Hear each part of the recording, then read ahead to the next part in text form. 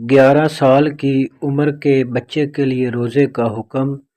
لڑکے اور لڑکی پر بالغ ہونے کے بعد روزہ رکھنا فرض ہوتا ہے۔ اگر بلوغت کی کوئی علامت نہ پائی جائے تو چاند کے اعتبار سے 15 سال کی عمر پر انہیں بالغ تسلیم کیا جائے گا اور روزہ رکھنا فرض ہوگا، لیکن لڑکے کے بالغ ہونے کی کم از کم مدت 12 سال ہے، اس لیے 11 سال کے لڑکے پر روزہ فرض نہیں۔ تاہم بالغ ہونے سے پہلے بھی اگر بچے میں روزہ رکھنے کی طاقت ہو اور روزہ سے اس کو کوئی ضرر لاحق نہ ہو